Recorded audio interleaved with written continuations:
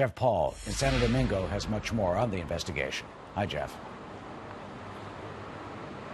Yeah, Eric, the Hard Rock Hotel in Punta Cana, which is a little further down the coast from where we are here in Santo Domingo, announced late last night that it's going to be removing liquor dispensers from all rooms. The resort also announced that it is bringing in and contracting with a U.S. healthcare facility to make sure that its on-site health clinic is up to all U.S. and international standards. Now, the announcement comes hours after the tourism minister in the D.R. insisted that the situation has been exaggerated and it's been fueled by speculation. He says there is nothing wrong with the D.R.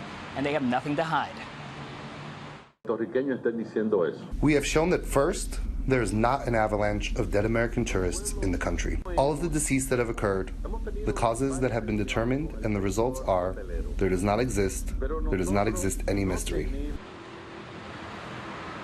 But his words aren't sitting too well with some of the families of the at least 11 U.S. tourists who died in the span of the last 12 months, beginning in June of last year. Family members of Layla Cox, who died in June 10th while vacationing in the D.R. after becoming critically ill, say they are not buying this explanation. They don't believe that she passed away from a heart attack like local officials claim, and they find this situation still very suspicious.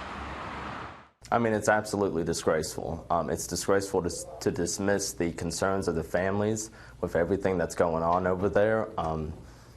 There's something not right with this story, and I mean, how many more Americans are going to have to die before something is done? Now, the son of Layla Cox went on to say that he would personally like to hear what the Trump administration has to say about what's been going on in the D.R. So far, no tweets or comments from President Trump on the situation. But what everyone is waiting for right now are the results of 3 toxicology tests, and these are the tests that the FBI is helping out with. Eric? Yeah, just so disturbing. Jeff, thank you.